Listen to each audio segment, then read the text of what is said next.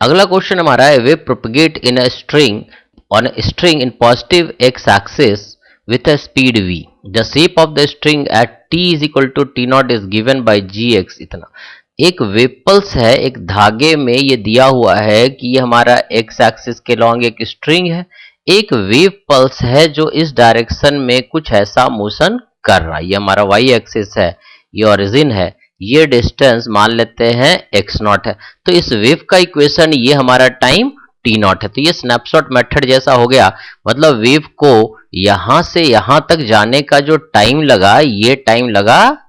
T not, और ये दूरी ओरिजिन से कितना है एक्स नॉट। तो हम ये हमारा ये फंक्शन दिया हुआ है कि ये जो फंक्शन है ये g है इज एक्स टी नॉट जो दिया हुआ है that is equal to a sine x by A. ये हमें फंक्शन दिया हुआ है टी नॉट। अब हमें बताना है एक जनरल वेव इक्वेशन। अब मान लो कि ये जो वेव पल्स हमारा था किसी इंस्टेंट पे इस स्पीड से ऐसा कुछ यहां चला गया थोड़ी देर में, ये wave pulse at any time t यहां आ गया, मतलब इस वेव पल्स को यहां से यहां तक आने में, मतलब ओरिजिन से यहां तक आने में टाइम कितना लग गया t, और ये हमारा पोजीशन क्या हो गया, मान लो ये हमारा पोजीशन यहां से हो गया मान लेते हैं x। अब ये वेव पल्स थोड़ी देर पहले कहीं यहां पे था, ये टी नॉट टाइम पे यहां पे था, और ये दूरी हमारा क्या था एक्स नॉट। तो यहां से अगर ये वेव पल्स v स्पीड से चला जा रहा है तो ये दूरी कितना बच गया x minus x naught is equal to v into t minus t naught. हम यहां से बोल सकते हैं कि ये जो टाइम लगा यहां से यहां तक जाने का जो टाइम लगा ये टाइम हो जाएगा t माइनस टी नॉट। तो इतने देर में अगर ये v स्पीड से चला जा रहा है तो ये दूरी जो हमारा हो जाएगा ये वाला दूरी ये v into t minus t naught. तो हम बोलेंगे x minus x naught is this, और हम यहां से बोल सकते हैं x naught is equal to x minus we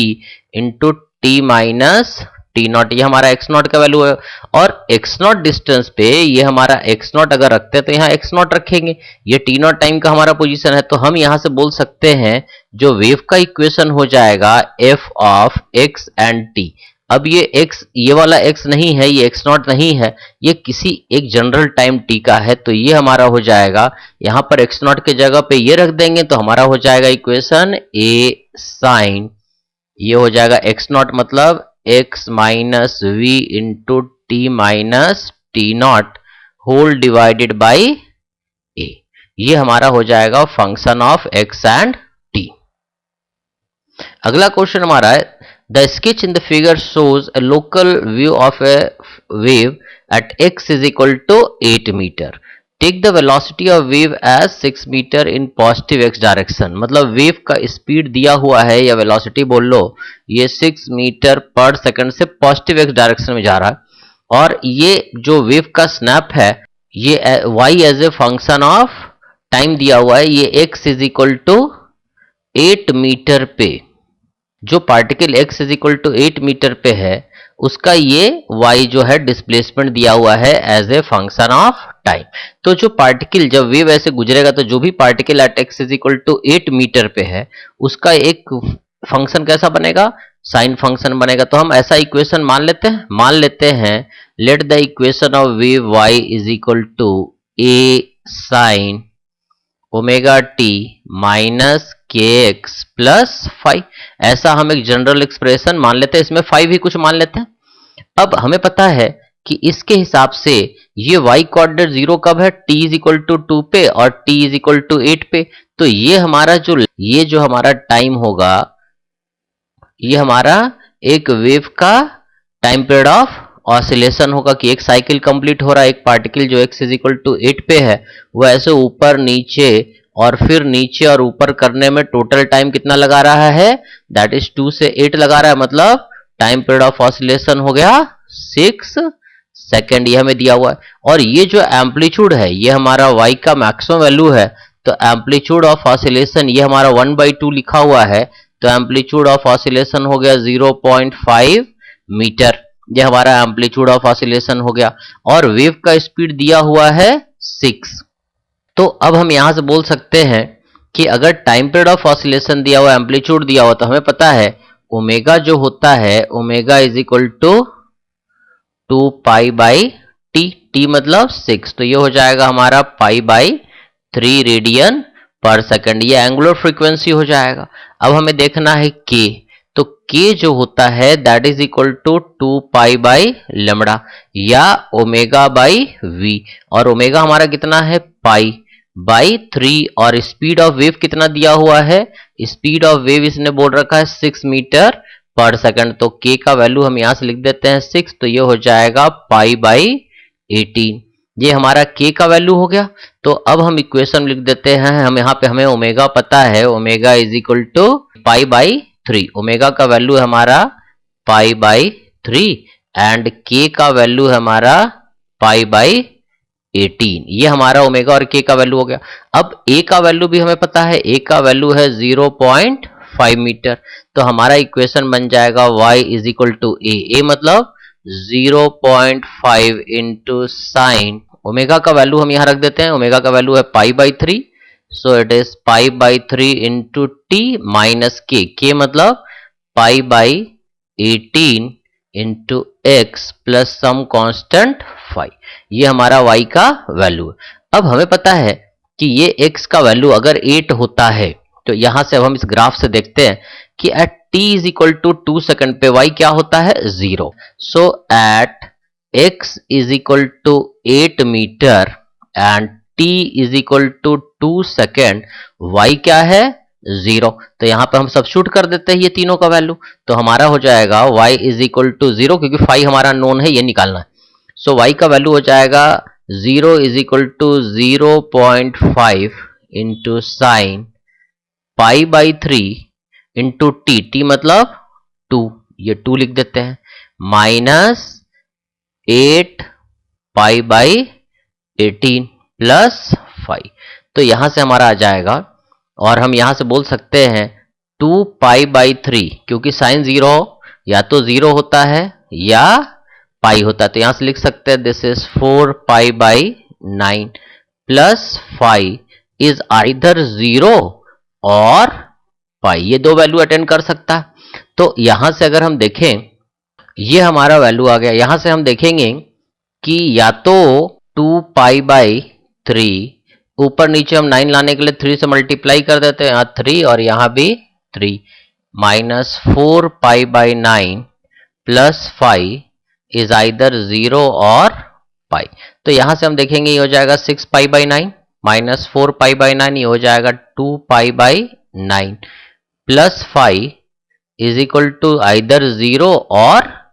पाई। अब यहां से हम बोल सकते हैं कि फाई का वैल्यू आइदर -2 पाई/9 होगा, और फाई का वैल्यू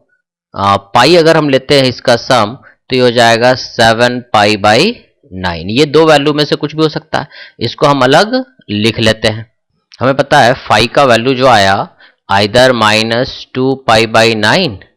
और 5 इज इक्वल टू 7 पाई/9, और हमारा इक्वेशन है y is equal to 0.5 into sine पाई/3, यहाँ पे लिखा हुआ है पाई/3 minus pi x/18 plus 5,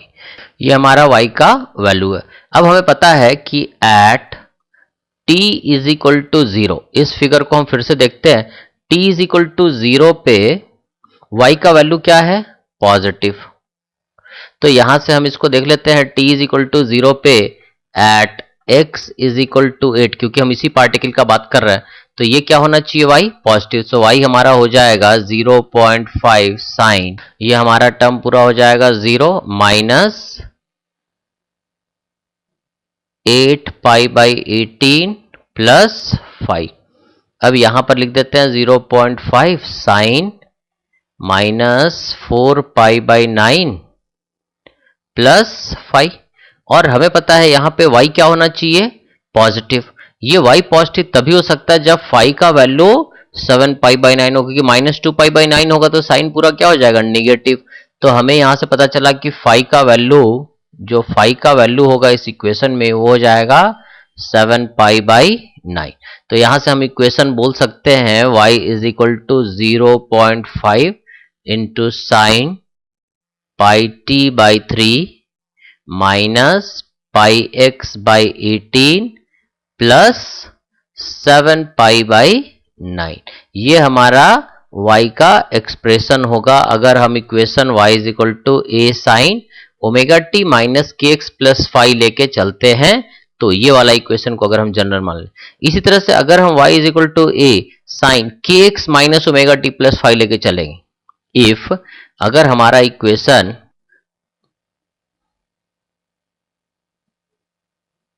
y is equal to a sine k x minus omega t plus five लेके जाएंगे तो इस इक्वेशन में अगर हम ये इक्वेशन लेके चले तो यहाँ पे फाइव का वैल्यू जब कैलकुलेट करेंगे तो फाइव का वैल्यू आ जाएगा 2 पाई बाई 9। जैसा कि हमने कैलकुलेट अभी जिस तरह से कैलकुलेट किया उसी तरह से यहाँ पर भी कैलकुलेट करना है। यहाँ पर हम लिखेंगे y is equal to 0.5 into sine के का वैल्यू हमें पता है, के का वैल्यू हमारा पाई बाई 18 तो यहाँ लिख देते हैं pi by 18 into x minus omega T, omega मतलब ओमेगा था पाई बाई 3 इंटू टी प्लस 5 और हमें पता है कि x इज इक्वल टू 8 पे t is equal to 2 second पे y का वैल्यू क्या है 0, तो यहां से हम 5 का वैल्यू निकाल लेते हैं। पाई इंटू एक्स का वैल्यू कितना है 8 by 18 plus pi into T कितना लेते हैं 2 second 2 by 3 plus 5 is also 0, ये y 0 करके निकाल रहे हैं तो यहां से हो जाएगा 4 pi by 9 minus 2 pi by 3 plus 5 is equal to either 0 और पाई, ये दो वैल्यू हो सकता है तो 0 और पाई दोनों लेके देख लेते हैं तो ये हो जाएगा हमारा 2 pi minus 2 pi by 9 plus 5 is either 0 और पाई, तो यहां से आ जाएगा 5 का वैल्यू या तो 2 पाई बाई 9 होगा या 11 pi by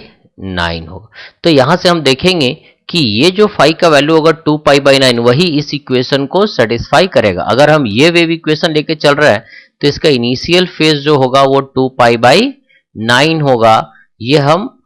t is equal to 0 से जिस तरह से अभी पिछले मेथड में हमने जज करा था वैसे हम लोग जज कर सकते हैं।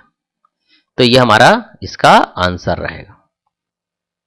ये हमारा अगला question, the amplitude of a wave disturbance propagating in positive x direction is given by, y का वैल्यू दिया हुआ है y is equal to 1 by 1 plus x square at t is equal to 0। ये कोई एक वेव का फंक्शन है, t इज इक्वल टू 0 पे दिया गया। t is equal to 2 second पे y का वैल्यू जो दिया गया है वो है 1 बाई 1 प्लस एक्स माइनस 1 का whole square at t is equal to 2 second, ये दिया हुआ है। हमें बताना the shape of the wave does not change during the velocity of the wave, wave का स्पीड निकालना। तो यहां पे हम बोल सकते हैं के एक्स माइनस ओमेगा टी। तो यहां से अगर हम यहां पे कंपेयर करें तो k का वैल्यू कितना है, k का वैल्यू है यहां पे 1 क्योंकि x का कोफिशिएंट कितना है 1 और ओमेगा टी का वैल्यू कितना है वो भी 1 but t is equal to कितना रखेंगे 2, तो यहां से हम लिख देंगे omega 2 omega is equal to 1, so omega is equal to 1 by 2। k का वैल्यू 1 है और ओमेगा का वैल्यू 1 बाई 2 है, सो v जो होता है that is equal to omega by k। So omega हो जाएगा हमारा 1 बाई 2 और k का वैल्यू 1 है ही, सो ये हो जाएगा 0.5 मीटर पर सेकेंड, ये इसका आंसर है। This is the speed of the wave.